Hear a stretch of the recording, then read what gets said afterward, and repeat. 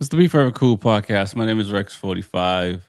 We got some fun in store for you tonight, as we try to do every podcast, every show. Honestly, that's what we try to do here on Be Forever Cool. So I'm excited. We got the crew coming on in a little bit. We're gonna talk little bit about Motor America. We're going to talk about some street racing. We're going to talk about some video game racing because, I play the video games and I'm excited to talk about it because I think a lot of people do play because I found some of the folks they see me play online and, they see me in other places and it's like, hey, you that guy to play online? It's like, yeah, same person. So it is a thing and it's pretty cool. And, we'll find out from the guys how it stacks up to real life racing. I think car racing maybe a little bit easier on a sim and or more popular, I guess, than motorcycle racing on a sim. So we'll talk about that, and then, like I said, we'll talk about street meetups and all that fun stuff in Motor America. I want to shout out Woodcraft. Go to Woodcraft's website, mention Rexy 45. I'm sorry, right? There's so many different codes. Mention Rexy, save some money on a T-shirt, and spend over $100, I should say, and get a free T-shirt. That's how it works. It's pretty cool. It helps support the channel. Also, if you're a racer, track rider, and you're looking for tires, and you're a fan of Pirelli, hopefully you are. Nothing wrong with some of the other brands, but if you're a fan of Pirelli, we can save you 10%. Mark 10 Motorsport, mention Be Forever Cool, save 10% on tires. He does ship anywhere, I think anywhere in the US. Outside of the US, maybe a different story. So definitely, check those two out. Check out our website, beforevercool.com. We got merch on the website. So get yourself a T-shirt, get yourself a hat. We got jackets. Listen to the show. Subscribe, and also all the fun stuff that you do. And last but not least, the folks that are commenting. We really appreciate what you guys are doing. The riders that are commenting, really appreciate y'all taking the time out and recognize the show and take the time out to respond to something we have talked about, a clip you've heard on the show. I really appreciate that. Regardless of whatever it is, it's pretty cool. That means the show is reaching some folks and keeping people engaged. So very excited for that. We're going to be live at COTA at the MotoAmerica round for the next round. It's going to be probably 8 o'clock or 8:15, give or take, Central Time. So put it on your calendar. The first 3 rounds have been pretty cool. We've had some cool people on. We've had Eli Block, racer in the Twins Cup. We've had Dustin from Track Days on, and the crew that you see on the show as well. So we've got some cool stuff in store for that. I think that's about it for all of my long-windedness. Let me see what the guys have been up to, and then we'll get this thing cracking and rocking, as they say. Harry, man, welcome to the show. How you doing? Man, I'm doing great, Rex. Just glad to be here to talk motorcycle racing and just really enjoyed this past weekend at VIR and just ready to talk about the results and, COTA coming up. You saw I just took my glasses off, so you're gonna have to talk the stats. Whatever stat you want to bring up. Oh yeah, for sure. I'm done. How's the week? How's the 1299? Oh yeah, it's going great, man. I'm looking to do some winter upgrades and possibly give me something new. So that's what I'm looking forward to. Now, have you ridden the smaller Ducatis? No, I haven't. But I'm curious though. I'm curious. I'm curious. But you've ridden thousands outside of the 1299. Oh, absolutely, absolutely. So, I have the 1198S. I think I might have test rode at 1299, but I didn't crack it like you can when you own it. How do you feel about like the 1299 when you get on it? Oh, I love it, but I just me. It's a 2-year-old bike, and like I think I told you, it's been probably more just because my previous job has probably been more garage kept more than anything. And 10-year-old bike that probably has what I just looked at it 9,600 miles, and I bought it brand new. Oh wow. So Yeah, dude. You gotta get on yeah, that, man. My Panigale has well, let's be fair. My 2010 1198 has about 12,000 miles on that. So no, that's good though. That's good. but I've had other bikes as a main bike. So Yeah, and my Panigale V4 to 25 has about 4,600 miles on it, and this is about to finish year 2. yeah, So no, I hear you. I'm not like it's crazy. Like, and I think I griped about this on on the Riding or Rex vlog. Uh, I don't have the time to ride like I used to, yeah. and that's the crazy part. And I'm loving the show. I'm loving where it's going and stuff like that. But it's funny because I'm not having the same amount of seat time I was having. So I'm working on it, but it's kind of like I'm noticing like, man, it's taking me longer. I was usually good for like 10, 11,000 miles a year on a bike. Woo. You know what I mean? Yeah. Like I was on it like that. And so it's interesting. We'll see. But with that said, let me keep it going, and we'll chop it up more in the show. Let me get Tyson in the building. Tyson, what's good, man? How you doing today? What's up, Rexy? I'm doing good. Beautiful Friday. Ready for the weekend. Ready to talk video games and this crazy MotoAmerica weekend we just had. Yeah, bro. It was crazy to be there to see. And the next 2 rounds are gonna be crazy because there's 4 guys that can still that 4 guys can win this championship, and maybe more. You never know if they keep doing as track days. Dustin from Track Days like to say, they were Skittles into the first corner. So if they keep chucking themselves off the bike, it might be anybody's game. So as you hear Harry and I talk about mileage on bikes, like, what's your yearly average roughly on in riding up north? Probably like 3 or 4 grand a Okay. year. Yeah. I mean, this is my 3rd year with my 24, like my 3rd full summer, and I'm at like 12,000 miles on it. Okay. So yeah, probably Yeah. in between 3 and 4. That's I mean, we just have such a small riding season, and as I said, I'm very much a fair weather rider these days. Like, I've got AC in my car, I've got heat, All little right. inclement weather, and I'm like, I'm just gonna take the car. It's not even worth it. Listen here. It's not even fun anymore. Well, all you heated gear apparel manufacturer, reach out to us. We need to get Tyson some heated gear. I'll take it, man. I'll test some new gear. Yeah, man. I'll do a review and everything for you right on the channel. There you go. So you can stretch it out a little bit longer, because honestly, it does. Like I'm, dude. If it's 77 degrees, I'm chilly. Yeah. So you know what I'm saying. I keep my place at like 80 degrees all year round.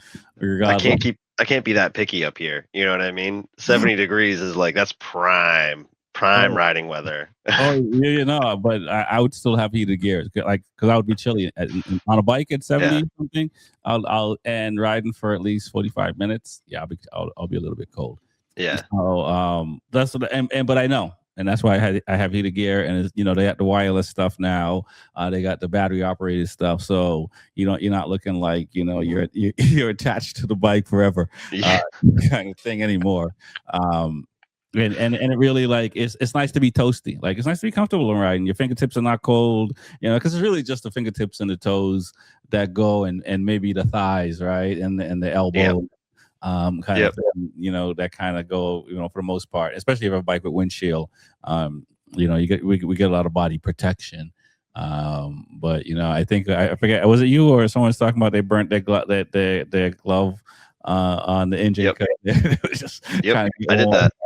That was me. Yeah. I roasted through at least a couple pair of gloves when I was younger doing that. Just like my hands are so cold, so I just held right onto the cylinder. Yeah. No, so which is pretty crazy. So like we talked about in the intro, let's jump into it. We're talking in gaming, motorcycle racing, MotoAmerica, and I forget the last one already. But it will come to me before the show is over. But let's talk MotoAmerica first, guys. You saw the weekend. We talked about it beforehand. Harry, you were on the money as far as Josh Hayes. I mean, you got to buy a lot lottery tickets, man.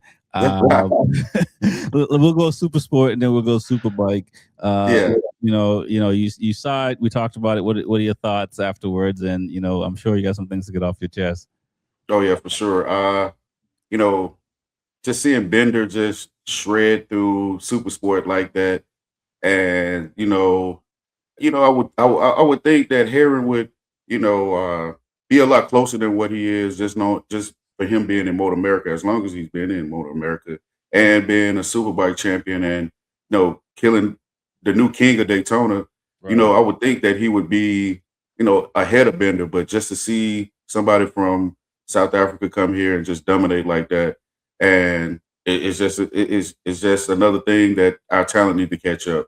But I don't know, old man Hayes, like, just to skip to what I really want to talk about is my prediction on Josh Hayes.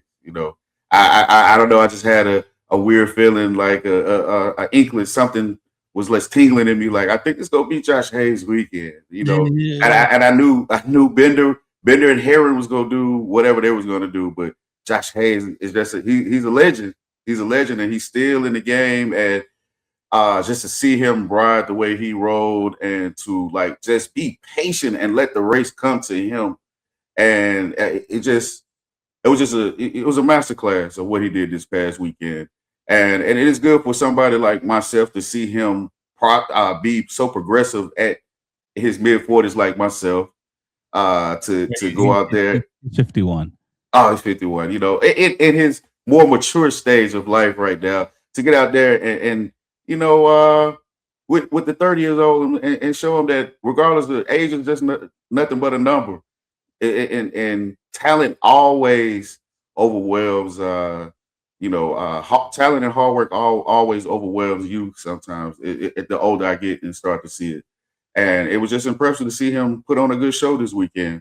And I know it probably a lot of people, a lot of guys in their mid 40s, and gals too, in their mid 40s and more mature stage of life, that probably inspired a lot of them to like, hey, look, I still got time. Like, I need to get on the track. Not saying that they go get out there and do what Josh Hayes did, Right. but they go get out there. They can still, life is not over. They still can compete in some form or fashion. Yeah, no, I agree. I'm one of those folks. I mean, I still have aspirations of at least running a twin cup. And yeah, so I was seeing him even before winning, just getting on the podium or fighting for top four. It's not a surprise to me that he won. But to be that age and to be that competitive, and we see other riders, other older statesmen and women that can play the game longer, and you see, so you saw Serena came back and stuff like that. So it does give us mere mortals to get out there and what I'm saying, like, what, yeah, I can run a marathon, let me go do it, Right. that kind of thing. Tyson, man, what are your thoughts on the super sport? And we'll bring it back to Harry, because we got to talk about Heron and Bender as well. What are your thoughts on what Hayes did? And we both heard Harry called it. So next time the lottery's at almost a billy, he's numbers. I mean, what a weekend for the super sport. I mean, the super bike as well, but super sport, man, that first race, like, I feel like both races were great in their own separate ways. Like, that first race, it was just, I mean, it was every lap was a punch and a, just going back and forth, corner to corner. Like, what a great performance. And then obviously with the rain, made it crazy about Sunday, that second race, but you still got to see that like skill going on. Like, Binder started basically last and finished second, but I mean, master class performances. Harry said, "You ever watch Chappelle Show?" Yes. Do you remember Paul Mooney on Chappelle Show? Oh yeah. that is, I don't know if I want to say it on a recorded, but that is Harry. And masterclass performance from Binder and Josh Hayes. And if any of the kids out there listening are taking advice from these idiots, these influencers on Instagram about body position and shit, I want you to just watch VIR, Josh Hayes, old manning it around that track and getting first and second this weekend. Right. Is it it was Notre Dame? It was Negro Damas. Yeah, that's right. Oh yeah, thanks for bringing me clarity. Yes, I had to look it up because I thought it was like Black Adamus. I was like, that's not what it was. It was definitely like a play on that, and I loved that bit from Paul Mooney on Chappelle's show. He was hilarious. Oh yeah, yeah, hell of a performance from Josh Hayes and Binder. Like they put on a masterclass performance. They looked composed the entire time. Didn't matter what position they were in. They were just rock solid.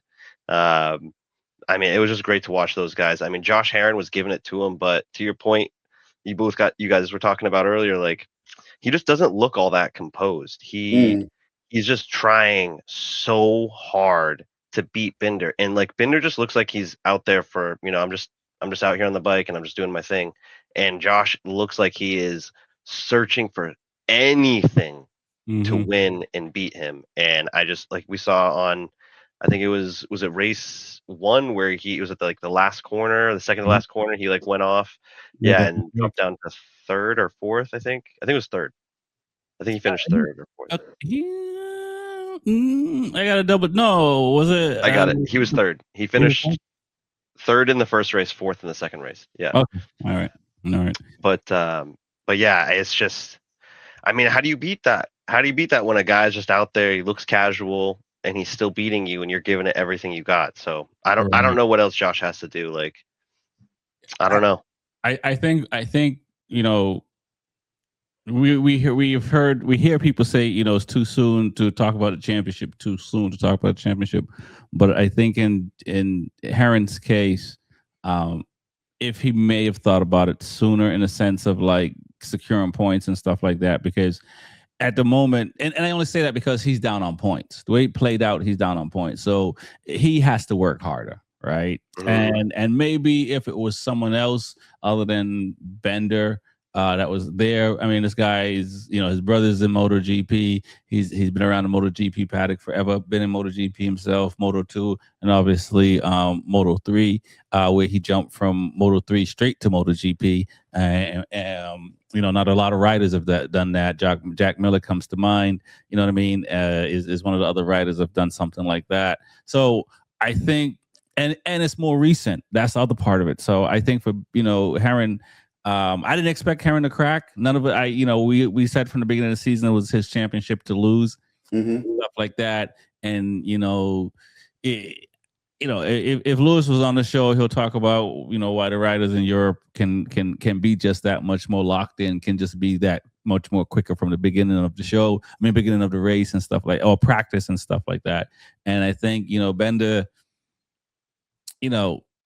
if we're playing pickup basketball and there was some young college kid coming in and kind of just beating us a little bit, we'll say he's sandbagging, right? That kind of thing. And it's like, I don't want to say Bender is sandbagging, but he looked like, what? I'm not going to stretch this thing out. I'm just let me make it interesting. Yeah.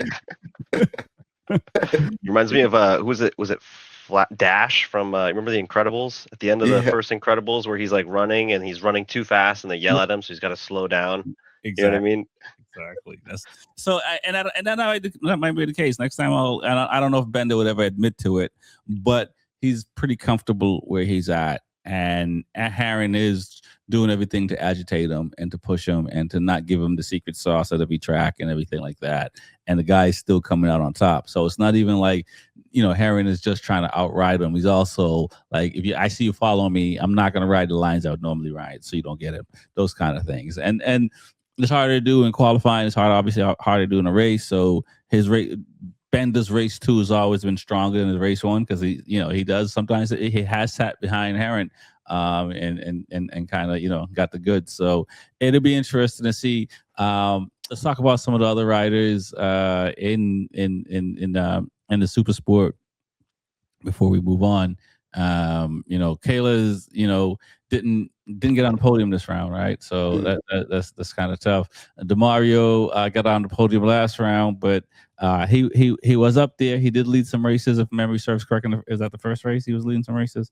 He was, yeah, first race. and so got to run some laps up there and stuff like that. Kayla's 19, Demario 17. These are young riders, and to be up front, to be behind or leading, the top riders in the country, is pretty impressive. What are your thoughts, Harry, on Demario and Kayla?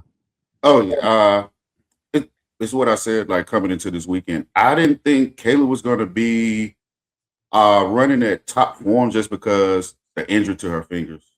I didn't think she was going to be in top form. I think, like I said, I think she was going to have a good hot lap, but I didn't think she was going to be like at full fitness just because that injury with her fingers. But she endured the best she could, and Josh Hayes was just on it too hard, and I just knew she wasn't going to be able to hang with those guys for too long. Like, I understand how maybe possibly she probably had some medication and probably like painkillers would probably help her or what have you. But I knew like soon as if it seemed like soon as it kind of like wore off a little bit, it seemed like she started to like decline a little bit. But she did the best she can. The injury that she had was pretty horrific. So for her to be racing in VIR with a technical track like that, with that track holds so much oil, like from any other track I've seen, just watching it, that all the races from the twins always to the Superbike, it just seemed like the track was just nobody could really get in really good grip, and it just seemed super oily. So she did the best she could do. And hey, Demario, hey, he's an up and comer, but and it is good to see. And I think like it's some young guys coming. The kid from the Twins Cup, the champ. I don't know that I would think that he would stay with Aprilia the way he's riding Aprilia, and he feels so comfortable. Hank? He get with Voss. Boston?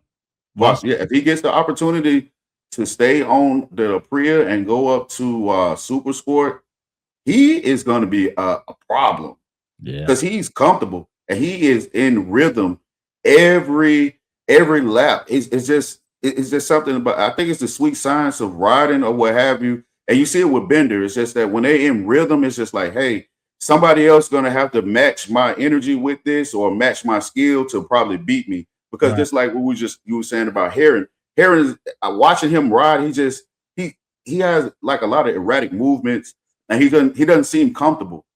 He doesn't seem comfortable when he's riding, and I think that plays a big part of him where he's at right now.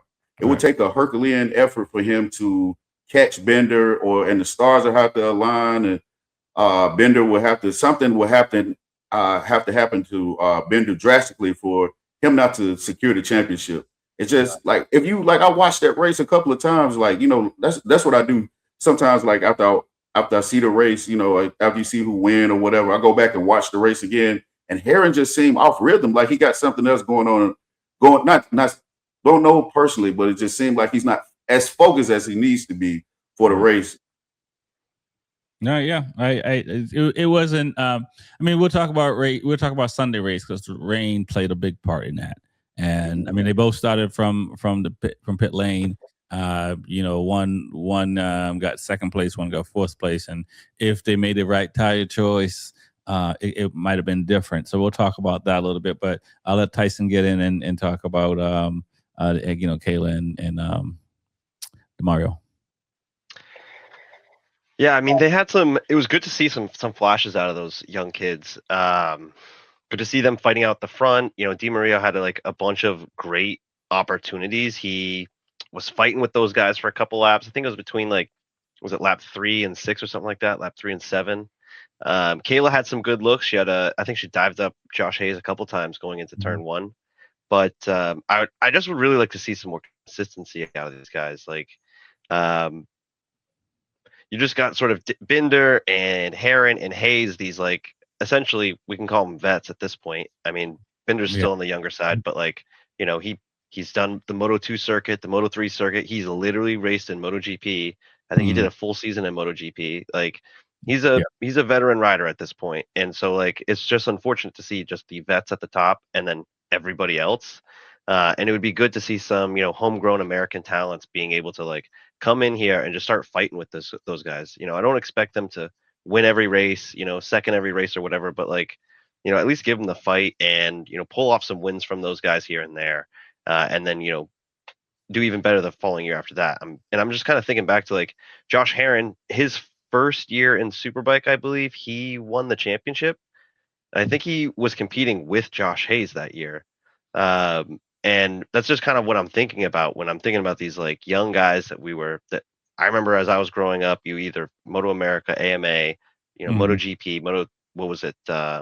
What they call it? It was just the 250 and the 600s back in the day for MotoGP. 500 cc and the yeah, and 250 and 125. But I'd like to see someone come out and just like start challenging these guys and bringing it to them. But they have some impressive races this season just to keep gaining that confidence. And next time they're going to be at Coda, take another crack at the apple and just keep going on. You just got to keep improving on those times and doing well. Yeah, no, I agree. And the time will come, and I think next year is going to be they're going to make leaps and bounds next year compared to this year because of what they've been able to experience with Josh and both Joshes and Bender. But let's talk about Sunday's race and the rain and just a tire choice and stuff like that because also, to your point, sorry, Rex, real quick. I'm pretty sure Herron was the only person that started from the pit lane. Okay. Everyone else, Binder started at the back of the grid, but Herron started from the pit lane. Gotcha. Thanks for clarifying that. I thought, Sorry, no worries. No, I appreciate that because people will check us on that stuff. Need a real time fact check to make sure we speak and stuff like that because they on it. Like, I love it though. I love it. Yeah, let's talk about just the again the tire choice, right? I mean, we see it in MotoGP, we see it in all the classes, we see it in our club racing that we do. When when your race is next and it was a dry race and now it's raining, and you got 10 minutes to make a choice, and the tire and the track kind of dries out, but it's kind of wet and you're not sure.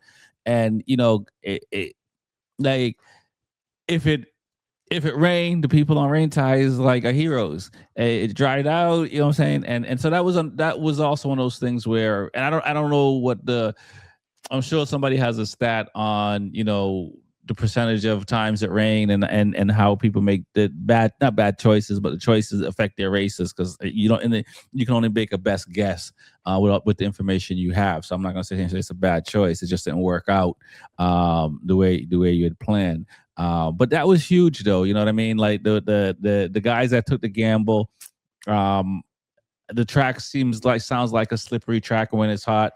Sounds like it's a slippery track when it's wet. I haven't ridden on it, so I can't talk about it from any extent whatsoever. But what are your thoughts when you saw that decision making? What did you see at the beginning of the race, or thought at the beginning of the race, and then to see the outcome? We'll start with Harry. Yeah, I thought it was unfortunate for that to happen because to me, these are professional teams. They should have somebody like watching that stuff. Right. I'll say this right because we were there. Like race 2 of Superbike just finished, and they're at the victory lane podium ceremony, and they had to call it because of lightning. Right.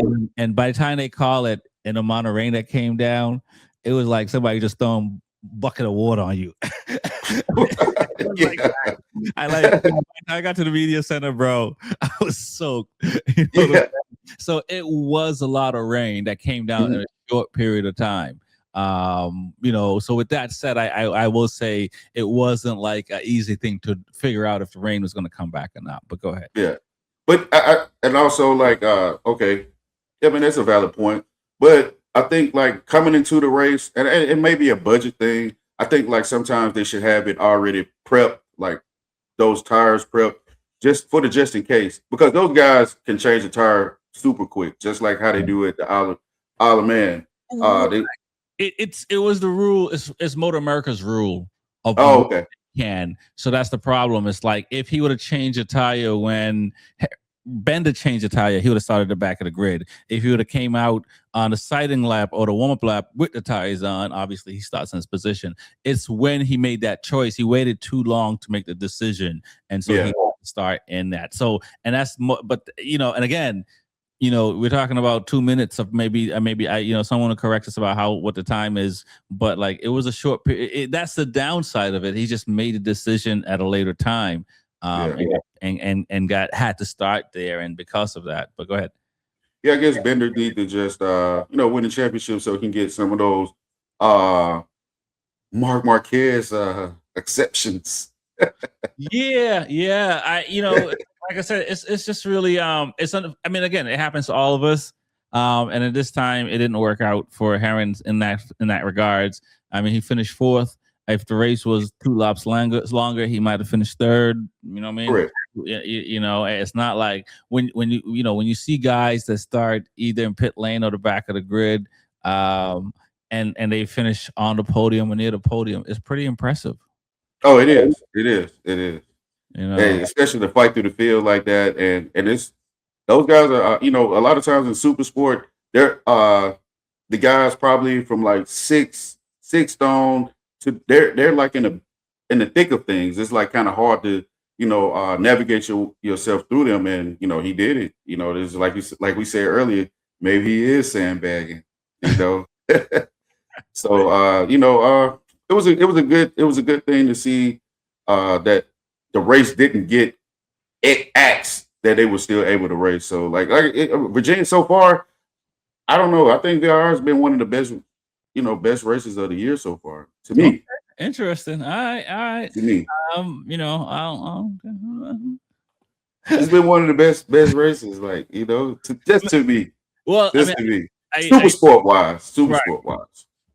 Yeah, I guess you're right. Yeah, I can see that. Super sport wise. Yeah, I can see that. Because it was a lot of mixing up. It was like It wasn't just like we'll fight the last 3 laps. They were fighting in the beginning, especially race 1. They were fighting. They were they were jockeying for position the whole time. And that's not normal. You know what I mean? Right. That's the last few. So Rex, can I ask you one question? Do you think that I know Kayla, Bender, and Heron are all on Ducati. Do you think it's a performance thing or a tune thing, or it's just a talent thing of why Bender is ahead of them? Bender is leading. I don't know. Wow. I honestly, I can't. I'm not gonna. If you look back at the races, I think Herring just made a little bit more mistakes than Bender.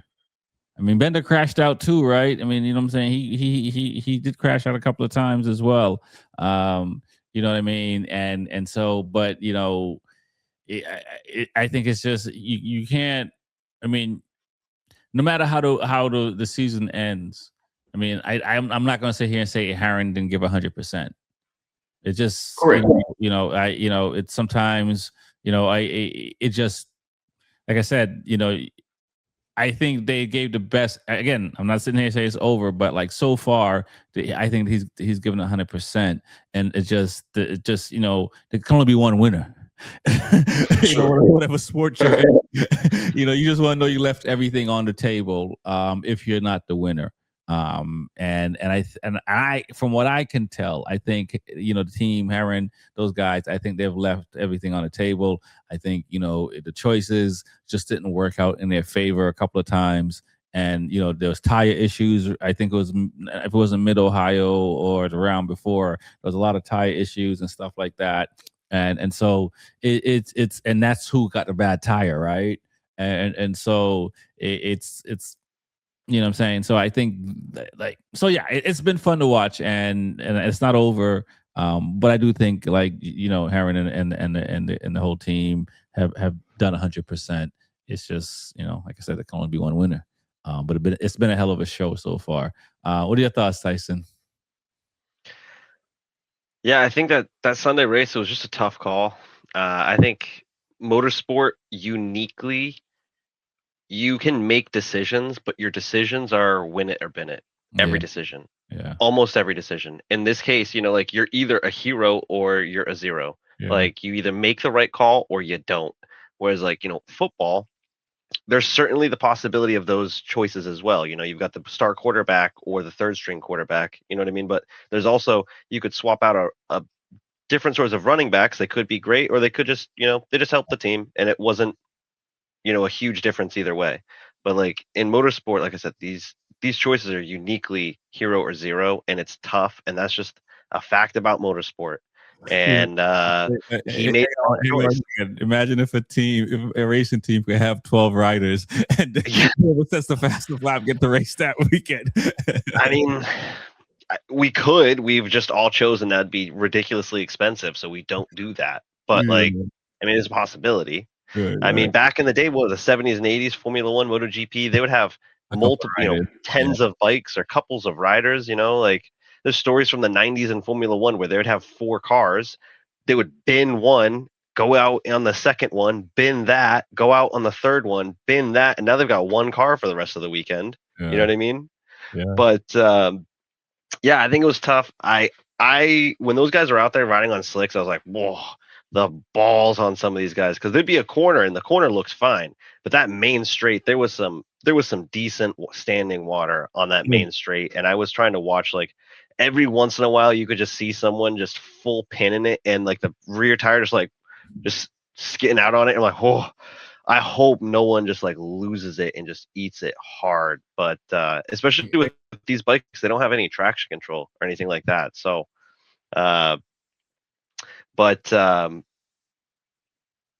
yeah, it was a good race. I like that motorsport in these circumstances like have different types of races. Like the first race was just a knockout brawl. Who's going to come home with the championship? Or not the championship, the win. And then the second race was more of like an endurance race. Like Binder and Heron are trying to get to the front of the grid throughout the race to get as many points as they can, but obviously they can't just go all out and just do their best. So they have to they have to hold themselves back while also trying to push themselves forward on these very tricky conditions. So I thought it was cool. Hayes obviously put on a masterclass in that race as well. Like, man, he just took that first place and just like ran with it. And I think he finished 25 seconds ahead of Binder. 26 seconds, 26.5 ahead of Binder. Which is pretty wild to see. I'm trying to see if I can find. I have some photos of the spray that I caught on I think it was definitely on who am I trying to say? Bender's bike. Let me see if I can find it. But go ahead and keep talking while I do that, if you guys can. I think personally, I would have picked wets if I was out there. Like, I don't know if I would have put slicks on, man. Like, right. Oh. And then braking hard into turn 1, like for the first half of the braking zone was wet. And then you got to the second half into the apex and on that corner exit, that was dry. Sure. But like, I just imagine just taking too much front and just like dumping the bike and just eating it hard. Yeah. Oh yeah, for sure. Let me see if I can do this. What would you pick, Harry? What would you have ridden? Like if you were out there, you were racing, what tires are you taking? I don't know. I might have with intermediate, man. Do they have intermediates? No, I don't think so. I think we talked about that. They used to. So it's either slicks or wets wet. Or slicks. Yeah. I don't know. I don't know. It was Kettleson or like Scott. I don't remember who they were, but they were like, I remember I saw a clip where their team was joking to them, and they're like, "How bald were my tires?" And they pointed to one of the crew members, and it's like who was obviously bald. So he's like that bald. Let me see if I can do this. Oh man, I can see that photo right. That's standing water right there. Here we go. So, yeah, that's some good spray right there. Kayla's picking up Blake. Was she on slicks as well? Yeah. Let me see. I can zoom in here real quick. It's so hard to read a track. Okay, like how wet it really is. Yeah, I can see it. Yeah, look at that. That section right there looks fairly dry, but like clearly it's not. No, it's when they run over the rumble strip. Like she was on the rumble strip. See that one? Those puddles in the rumbles. Yeah, got you. So, and yeah, pretty crazy to see. So, and on slicks, I guess I would say this. I would have raced on slicks. Yeah. And because these guys, and obviously, at that level, they've raced in all conditions already.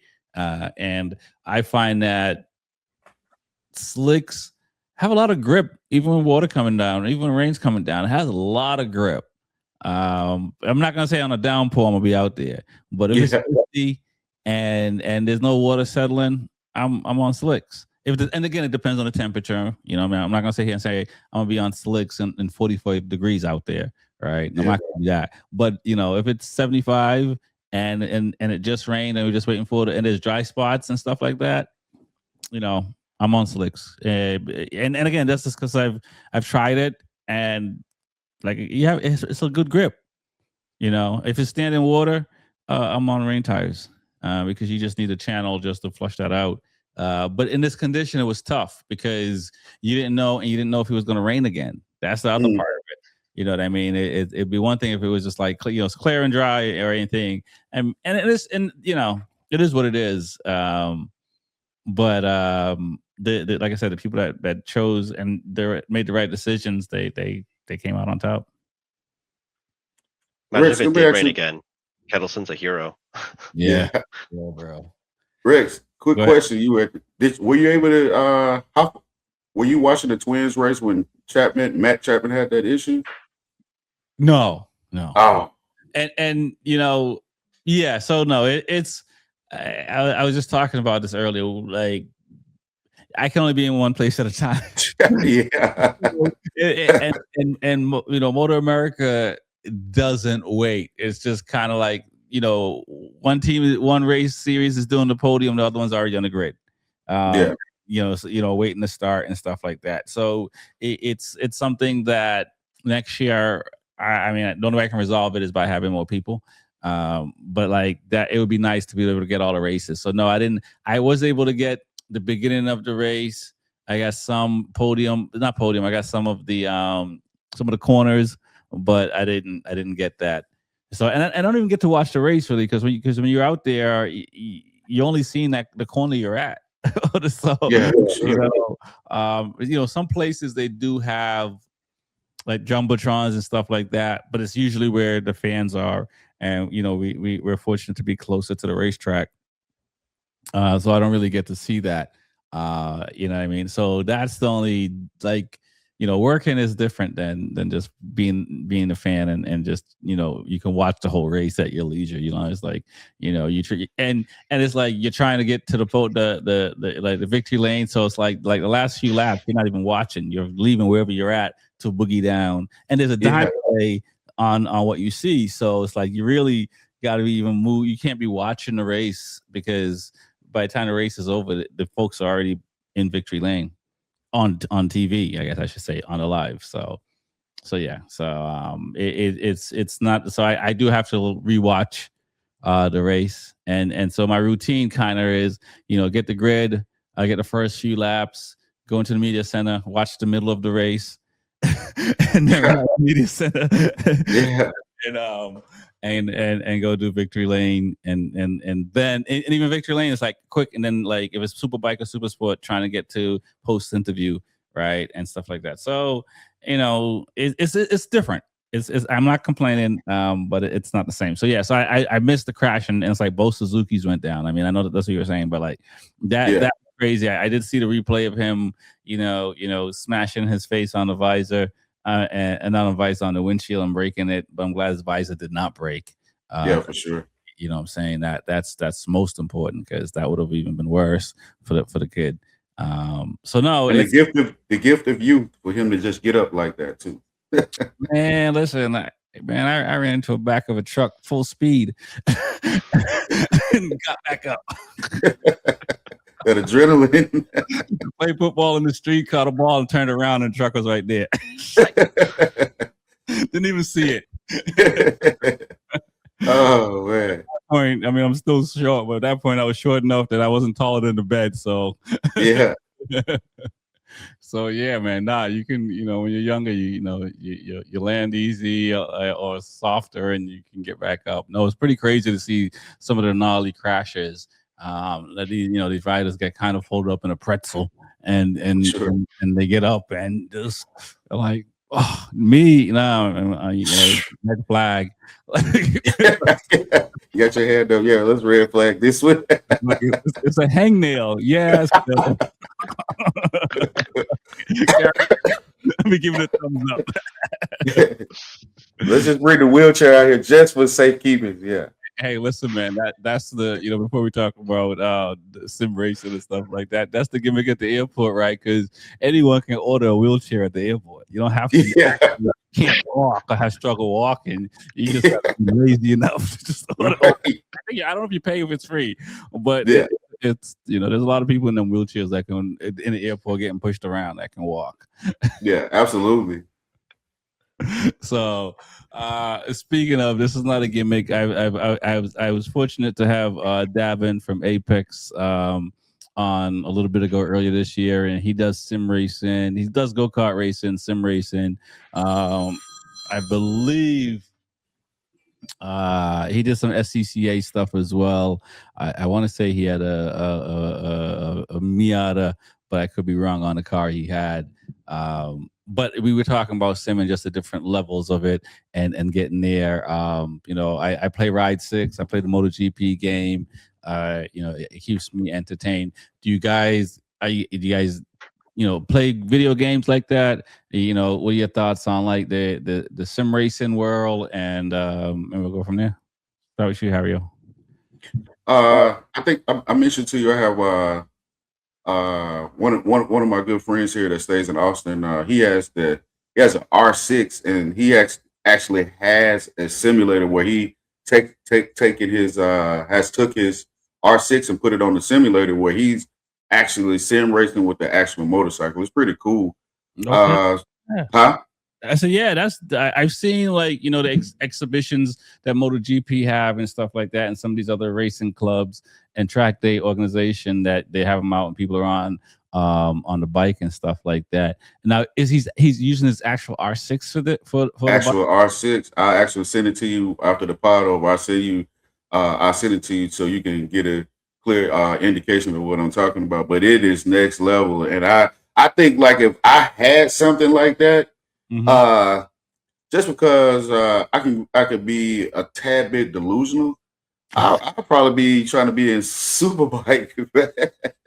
I'm telling you, that'll be. I would probably be like, hey, I'm trying to look for sponsors, right? Like with something like that, you invest the money into it. Normal street rider and just normal track days just wouldn't be enough for me. I need to push it to the limit and see how far I could take it. But I think it helps on all levels of motorcycle riding. For the person that just really just getting their license, to the person that has ambition to actually race. I think it's a valuable asset to them. And I think like if anybody has has the opportunity to that has the money that can afford something like that, I think they should invest into it. I definitely would. Just me, just being who I am, or just somebody just a good rider, but a better street rider. I would love to be a better track rider and to have something like that in my possession. So I think it's a great tool for anybody, honestly, and I would love to have one. And to your point about the whole sim racing thing, I love to watch those guys on live just going at it. I think I told you this before that like motorcycle racing is like my number one sport.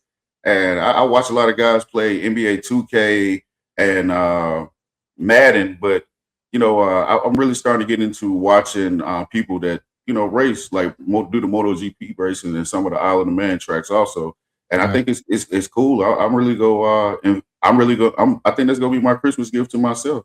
I want to get into that. As it should, man. How about yourself, Tyson? Man, what do you think of it? And we'll ask. Can it? How much do you think it can improve? someone's riding skill, as you heard Harry talk about, like how people can learn from this and stuff like that. What are your thoughts on sim racing and specifically sim racing motorcycles? I love video games and I love sim racing video games. I don't generally do a lot of motorcycle sim racing. What's up? It's a 2 thumbs up to another Dave Chappelle reference.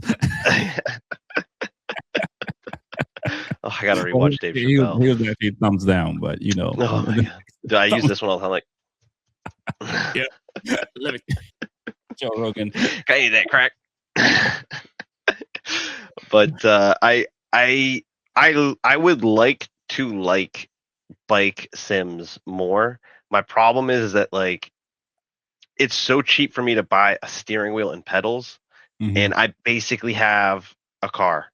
Like I don't need to buy the full, sim rig for $30,000 with the the actuator, the hydraulic actuators on it, so you can hit every bump and stuff like that. Like I can get 90% close to an actual car, just sitting in my chair here on my computer, and I can't do that with the bike sims. Like I tried on a control. I need to get a better controller, so that's one of the things. Like once I do finally get a better controller, I'm gonna get like Ride or MotoGP and try to take another crack at it.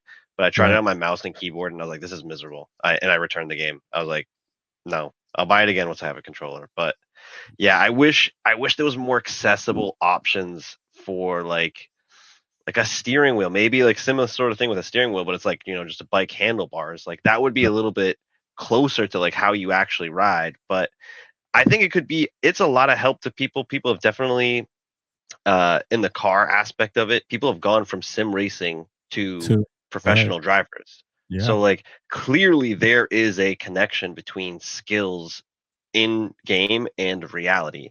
If we could get closer to like that same relationship, like I was saying with like, the steering wheel with cars and the sim, I feel like that would be way more helpful than just like a controller. But you learn lines, you learn how to brake, you learn proper braking technique. You can put all of that stuff, that basic racing technique that you're going to have to learn anyway if you're in a car or a bike, you're going to learn that on a sim. And if you can get that stuff down first and then go to a racetrack, you are freaking 6 steps ahead of someone who just out of nowhere is like, I want to start racing, and goes to a track to learn. Like you have the basic steps that you have already checked every one of those off. You've done your training, and now you're just working on refining your craft. Right. So yeah. So I will say, and I'm bring Harry back in here. I will say, like I've been playing a MotoGP game now, I guess since 2021. So I pretty much have all of them. And like I was saying earlier, I at first, I had no idea what I was doing and stuff like that. But then I started playing the ride game a little bit more. All the rides when they first came out too. So Ride 6 is the latest one I play, and I will say this, like it does help you with your eyes. You know what I mean? For me, you can learning the track. It helps learning the track. Helps with your eyes. If you're the type of person that used to looking right in front of you, and you need to look further down the track. It definitely does help with that. It helps with your braking into corners, your exits, your apex. You know what I'm saying? How close you are to the apex, or you running too wide. You know what I'm saying? All these things that you can work out in your head, even though you're not on a bike, and you know them now. You know what I'm saying? They're not muscle memory because you've been practicing on this. So now that you just got to go out there and do it on a real bike. But I think it is helpful. I agree with you. I don't know how much I like Harry was saying, his buddy who is using his R6 as a sim. That's pretty impressive. I think something like that will give you a much more precise, because now you're leaning the bike, and where versus you're just doing the controllers. So now I think you get more body position. I mean, you still got to worry about fatigue and stuff that you're not going to get from the sim that you're going to get in real life. But at least you can also attribute body position to it, where it's not just your eyes anymore. It's now your eyes and body. So I think there's something to be said for that. And then learning like the racetracks. You know what I mean? I've learned in MotoGP. I learned a lot of tracks over the MotoGP tracks around the world. And I can, to the point where when I watch MotoGP game, they can just bring up a corner, and I know that Like I can tell you what the layout is. You know what I That's mean? pretty cool. And then in ride 6, the tracks are there. A lot of the ones I like, I know. The ones I don't like, you know, I don't know as much because I don't play as much. But I What think tracks do they have on Ride 6? I'll go through. Well, let's see. In the U.S., they got Laguna, they got Road Atlanta, they got Road America, they got Daytona. I think they got like Nevada and some of those other ones. In Europe, they got like Dunnington. In the UK, they got Dunnington Park, Cadwell. Some other ones I can't think of off my name. Gotcha. Off the top of my head, they got Le Mans. All they got So all the big ones, pretty much. All the big, pretty much more of the big ones, but not certain ones. Like there's no Silverstone on Ride 6, but it is in MotoGP. There's Mugello, but I don't think there's any. I don't think Mazzano's in Ride 6. You know, so there's some. They got Argentina in Ride 6, which is sweet. It's called something. I forget what the name of it is, but it's one of my favorite tracks. You know, and stuff. So yeah, so it is pretty cool to be able to play and then to play online. So it's one thing to play, you know, on your own, but then to go out and play online with other folks. And again, these are other, you know, as I'm finding out, other riders that on their spare time or whatever time they have, they're picking up the sticks and jumping on. And you know, there's some fast folks. You know, I consider myself all right. You know, like, but I'm looking at times. I'm like. I remember when Jonathan sorry about that, Rex. But I remember when Jonathan Rhea was still in Superbike, and they put on one of the tracks that they were getting ready to race on, and he was on it. Like I was like, I don't know, like what was the lap record for it, but I'm pretty sure that he just knew the track. Oh yeah, and he was just had the controller just going through it. I was just like, man. I would say this. I've, you know, racing at Daytona, the amount of times I raced that, playing the video Daytona. I know this track. I know the bumps. I know who they are. It's like, it's one thing to learn the like. I mean, I've played, you know, raced at Coda in MotoGP, and you can feel the bumps, you know, on the straightaway and stuff like that, or the back straight, I should say. If you hit them and stuff like that, but I don't know it. I don't know because I haven't been on Coda, or where like I know how to ride Daytona, and so I can jump whichever bike whatever CC bike I jump on in the race. It's just like you know, not to say it's not my favorite track, but it's a track I know, so it's like I can finish up front as long as I don't crash. Right. Generally, we should do a podcast season. Like anybody on the podcast that wants to play, you get the game. Let's all play together. Oh yeah, for sure. Oh yeah, I'd be in. I'm definitely going to get it, man. So you know, this is one of the things we may be doing in the off season, and we can do it through Discord. The thing is, you will need some more equipment so that way you can, you know, stream your camera to your video game to the screen. Because if not, like we can probably do it in Discord is what I'm thinking, and everybody just join Discord. And you know, we would have to take turn sharing our screens so we can see while we're playing and figure that out. I think that would be the hardest part, but I'm pretty sure there's what hardware do we need? It's a encoder is the word I'm looking at. It's right here. Can you see this thing here? Okay. You know, it's USB, is HDMI in, HDMI out, HDMI to the HDMI. Does the screen cap not work? Yeah, yeah, exactly. That's what it is. Thank you. Yeah. But like, I mean, I have a computer, so like, this just normal screen cap via like NVIDIA or Discord not work? Or any other software? Well, I think because you need to use multiple cameras. That's the problem. So it's like you're going to be using because of StreamYard. You know, you're going to be you're going to have a camera on you, and then you also want to share your screen. Where it's like I can you guys? I think you might be able to share your screen now.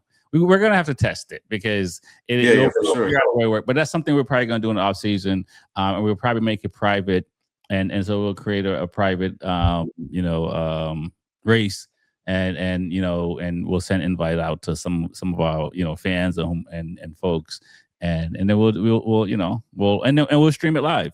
And so we can do a marathon and stuff like that. Whatever the case maybe, I can video game for hours. I'll have to start practicing. Yeah, I would love to do that because I could on my YouTube page I could stream it there. You know what I mean? Yeah, that'd be cool. Yeah, no, definitely. So that's why I have it to set up, and I do stream my Ride 6 game on Twitch. I don't really promote it when I go live and stuff like that, but I am streaming live, and that's why I have that, so that way I can also have the camera on and do some of that and stuff like that. But it's pretty cool, and it's a cool way to meet people and talk about motorcycle racing, and like anything else, I'm sure like any other online game that there's certain people kind of connect together, and so if I jump on, someone sees I'm on, they'll invite me to a race and we race together. Because I'll say this, right, like if like any game, if people can't play, it sucks. Because they're crashing into you like what happened in race 3. Bro. Monza lap 1 on any race online. Oh yeah, dude, and sometimes you just kind of just let them go. You just let them go. Yeah. They're just gonna you just wait it out. Just get through lap 1 that's safe, and then the rest of the race is fine. Turn one, not even lap. Turn 1, yes. Turn 1, bro. And turn so 1, yes. You kind of wait it out, but if you get if you connect with a group that can ride, bro, it's perfect. Because if somebody comes up on the inside, you're gonna give them space. You're not gonna take them out. You give them space. You know what I'm saying? The lines, and this is kind of like your line. If you're gonna pass somebody, you change your line, and you can practice passing people. And it's just like, oh, this is what I'm supposed to be doing in real life. But I need to pass somebody. You know what I'm saying? So, and again, when people can ride, you know what I'm saying? So like we've had Cheater on the show before, and he's on ride a lot, and he's a fast guy on ride. I'm still trying to catch him. He's a few seconds in front of me and some other guys. But like if I'm riding with those guys, we're not taking each other out. And if we do, we know it's by accident. It's just it's racing incident. It's not like we don't know how to brake on, and we don't have braking marks and braking markers and stuff like that. So that's the only downside. If it's a bunch of people, and there's some people out there that just they just want to crash people out too. Yeah, I hate that, bro. And so that's why I think like doing something private and having a good group of people that can ride, jump on, you do 5 lappers or 10 lappers. I mean, we could do qualifying. We could do like a 20 lap race. So that way it's like just one long race. You know what I mean? There's, there's a lot of 3 lap races, and you really don't get tire wear like you would if you're doing like longer laps. So it's like how do you ride when your tires are 60%? You know what I'm saying? And you do see the difference in the game, like when you have tire fade, or you heat up your front tire from just braking hard and stuff like that, or even just changing the suspension. You know what I mean? Changes. It's like you do get to see the difference. How much of it is like a natural feel, I don't know. But you do see the difference, how the bike moves. If you had more compression up front or less and stuff like that, you do see how the bike turns. It's crazy. So I'm looking forward to it. So yeah, we'll put it together. Off season is something we'll do, and once MotoGP and World Superbike and MotoAmerica is off, we got to fill the time on the show. We'll start gaming. For sure. I'll start practicing so I can I'll be confident.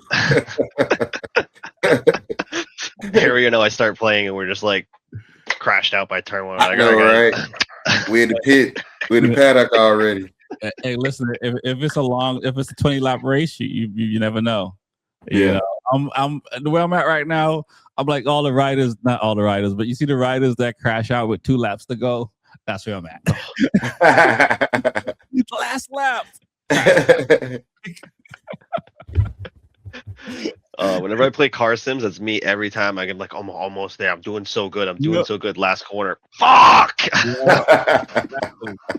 And that's logical, right? Because it really is. You're not thinking about racing anymore.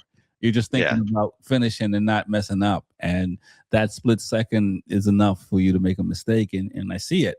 And like I said, that's why it's kind of like you do see it. Like it's like you literally have to be locked in, regardless. and even then you still can make a mistake. So it's like, even if I'm just telling myself, don't run right, don't run right, don't run wide, you know. Ran wide. Yep. And the other thing is just like, even just learning the track, because some tracks you can run over the rumble strips, and other tracks you can't. So it's like these little things, like if you're trying to be at the top, in the front, you got to figure out, because some tracks you can cut the corner on and be safe. Other ones you're like, you just hit a brick wall. So, all right. So that's that. Sim racing folks out there, tell us what you think when you hear these clips in the next week and stuff like that. Are you into sim racing? And if so, what's your pleasure? MotoGP or Ride 6? Or maybe even Ride 5. Some people might still play Ride 5 because, and I say this with Ride 6. It's cool because you can get the new bikes and play with them and stuff like that. Like I said, versus just MotoGP bikes. So you can race with a V4, or you can race with the BMW, and you can even, depending on where you're at, you can even get some like the super bikes, and you'll see the difference between like a super bike build versus you building out the showroom bike. So it's cool. I like it. But let's move on, and we'll talk about meetups. Coming from the racing world, I didn't do a lot of meetups. I have some guys that we rode with, Jesse and Garage, for one of those guys that I would ride with on Sundays every once in a while and stuff like that. But I've been going to meetups down here just to connect with more riders and stuff like that. What are your thoughts? I know, Harry, you do go to meetups, and I think you're part of even organizing some and stuff like that. Let's hear your thoughts on meetups. You're a huge fan of them. Should more people do them? And if so, like, what's the best way, if you're a new rider, to figure out if this meetup organization is for you? It just depends on. I love going to them. I love the energy. I love the camaraderie. When it's just, sometimes it can get a little outrageous. Just depend on, like, testosterone, and just men being men. Sometimes it can get kind of ridiculous. But all in all, I really haven't been to a meet like that in a long time. But I enjoy them. I enjoy the bike scene. I enjoy meeting different people. And seeing their different upgrades with their motorcycles. And sometimes the only reason it could get kind of crazy when it burn out some people doing wheelies. That's the only downfall to it. But other than that, it's pretty cool. Like, sometimes, they get the jockeying about who has the fastest bike, and sometimes it's time to show and prove. And a lot of those guys leave their egos in first gear sometimes. I like that. Don't leave your ego in first gear. Don't leave your ego. I'm telling you, a lot of guys leave their ego right in first gear. Like, what happened? I don't know what happened. That didn't happen. You just lost. Just own up to it. But there's a lot of guys spend a lot of money, upgrading their bikes, especially like full systems, carbon wheels, carbon fairings. It's a guy here. He has a track rated performance here in Texas. He has a full carbon S1K. Oh wow! Yeah, and it's fast. It's fast. It's fast. All right. What are your thoughts, Tyson, man, on meetups and stuff like that? Do you go to them? Are you a fan of them? He's like, nah. I live out in the woods, so there's really not too many of these around my area. And if they do, they happen like once a year, maybe twice. Yeah. I've been to a couple for sure, and they're really just not my vibe. Like, a lot of times it's just showing up to a parking lot and just hanging out for a little bit, and you go your separate ways, or showing up to a parking lot, hanging out for a little bit, and then 60 bikes going to a location. And I'm like, that's just not how I like to ride. I've only done that once, where like we went off somewhere and it was like a bunch of bikes and they were like shutting down traffic, and I just was like, yeah, this is just not my bag, man. Like, I just prefer to like meet up with some friends, maybe 3, 4 probably would be the most I would probably ride with. and just hit some twisties. Like that's what I like to do. We got a lot of them around here. There's relatively low density of police officers where I live, so that's very nice. Don't have to deal with them too much, but yeah, it's not a big thing up here, so it's just tough to get to. Sometimes the scenes can be a little rowdy. Like one of them I went to, people they went on the main road and just started doing like full stand-up wheelies at like 90 miles an hour past us, and I'm like, bro, we're gonna get arrested. Like the cops are gonna show up. Like bro, like, okay, like you guys live in Houston and Florida, like there's thousands of bikers. Like, okay, where's the 50 sport bikes that are in your local county? We know all of you guys. Like, it's like none of us are getting away with this. They already know where to go, huh? Like as soon as you do. They don't even have to show up because they're just gonna show up at your house. Yeah. Like that's the kind of like policing we have around these parts. So yeah, it's like it's just tough, and like I said, I just prefer, like I got into bikes to ride the bikes, like I like looking at bikes, but there's only so many V4S's I can see where I go like, yeah, it's a V4S, it looks cool, man, like looks great, and I move on, like you guys also, you're in like the cities and stuff like that, so you got some guys that actually like customize their bikes, like for sure, and sometimes it's cool, they do cool graphics or something, or they change all of the metal parts to anodized gold or whatever. Like that's cool to see, but like a lot of times it's just like, okay, there's literally 5 V4S's right here in a line, and they're all just bone stock V4S's or with an exhaust. It's like, looks cool, man. Yeah, I'm out. Yeah, and not everyone knows how to hook up a bike or a car. We see them all the time. There's some pretty untasteful things that people do with them, and it's like, why? Like, I mean, it's your money. Do whatever you want, man. Like, I don't care. It's your money. Do whatever the fuck you want. I would never put that on my bike ever. Bike or car or myself. I will say this: it's one good thing about those meetups, man. When you meet up with a group of individuals that can actually ride, and y'all go on some twisties together. And you kind of like not necessarily overtake like you racing, but some people go show you different lines they take, and you can learn from that. Right. And I always take experiences like that as a learning. I always take rides like that as a learning experience, and especially learning from, because regardless of I think I'm a great rider, yes, but I'm not that arrogant or egotistical that I can't learn from somebody else. Right. And that's the group of guys I've been riding with lately, man. We got some good riders around here, so I enjoy that part of it. Yeah, I think that's the hardest part. Not the hardest part, and that's the part is like finding a good group of people to ride with that know how to ride. If I think that, and that's what I'm finding out. And again, and I think I kind of messed up, but I didn't really clarify it. There's meetups where you just meet up and you guys go hang out somewhere and whatever, and then go your separate ways. And then there's meeting up to go for a ride, and we go riding. And I prefer to meet up and go riding somewhere, but that kind of riding, I want to do with experienced people, and so that way I don't have to worry about you.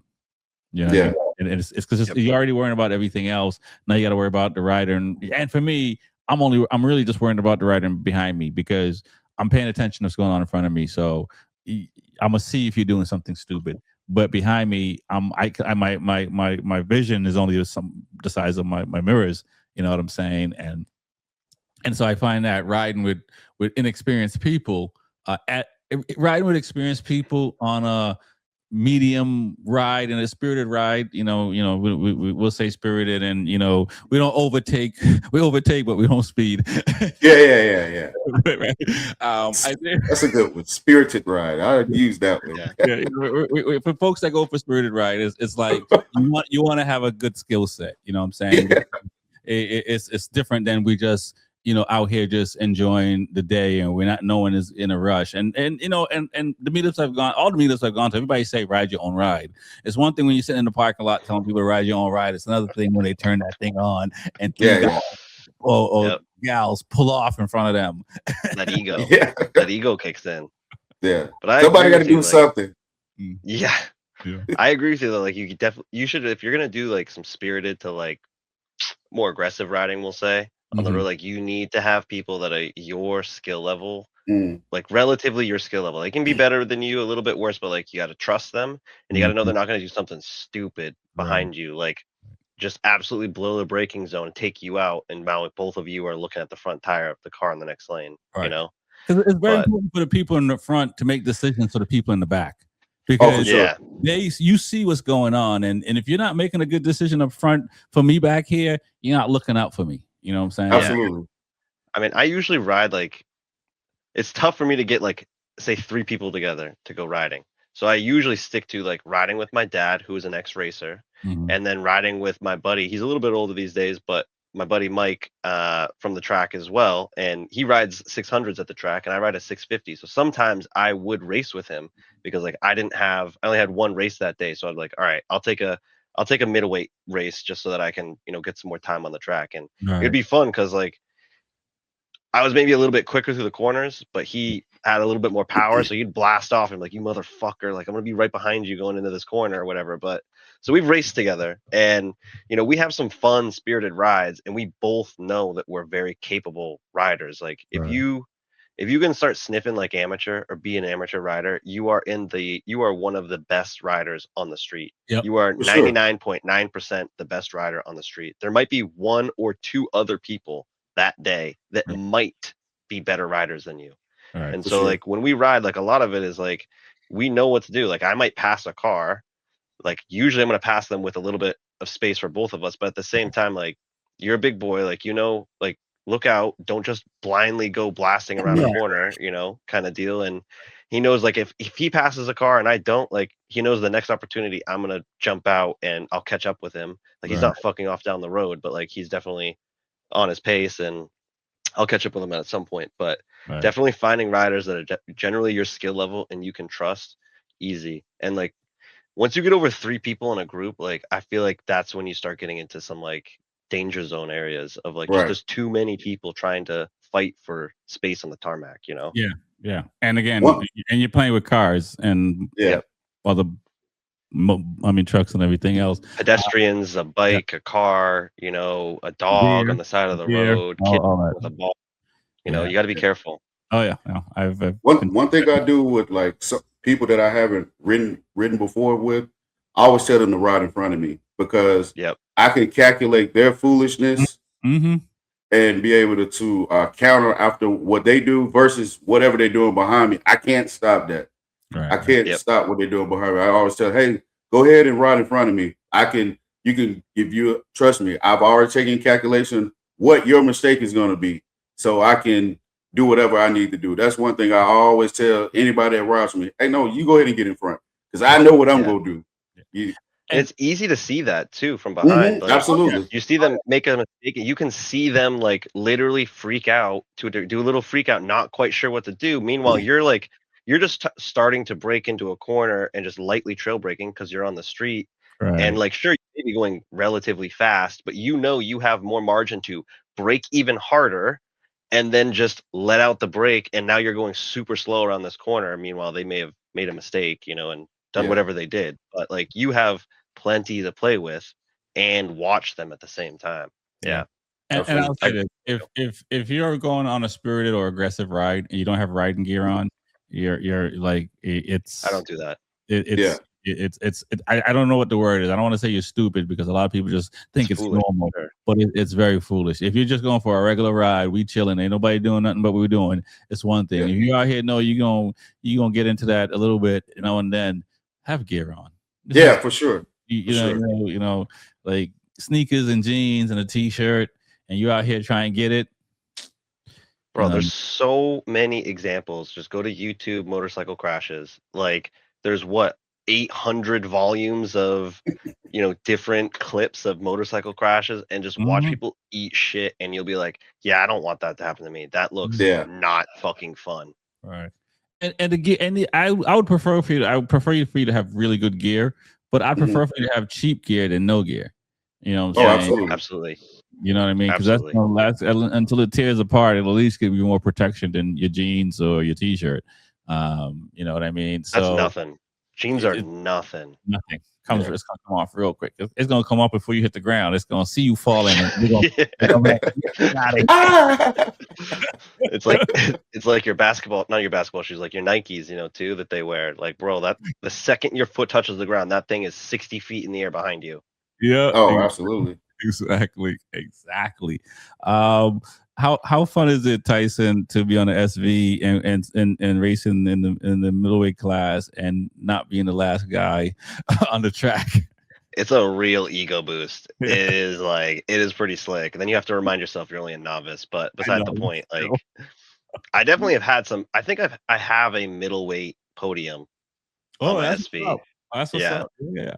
Not a lot of them, but I do think I have one, or maybe fourth place. But yeah, it is a lot of fun, especially when like I feel like it's a decent confidence boost too when like you come out of, say, like turn 12 at Loudon, you're on the straight and they just gone. You're like, of course this is over now. Like, now I'm all by myself, and then you hit the brakes and then you come to the apex and you're like, oh, I have to slow even more. Yeah. You're like, oh, these guys cannot take this corner, and then you get to some twisty sections. You're like, bye. Yep. Oh yeah. It is a lot of fun. It is a lot of fun, and it's a good way to kind of get to go faster because it's going to push you to run that bike faster. And that bike got 80 horsepower, and these guys got, depending on what they got underneath them, 110. And 80 horsepower. I'd be lucky with 65. I got an 03, dude. Oh, yeah. Okay. Again, see how fast you are. All right, man. That's what's up, guys. Appreciate it. We got Moto GP next week in Aragon. Looking forward to talking about that. We'll chop it up next week more as it gets closer. We'll see who are the last few riders to get picked up or not get picked up. I see stuff for saying Maverick is out. I see stuff saying Maverick is in. I mean, we'll find out next round at Aragon if he's in or out. And so it's very exciting.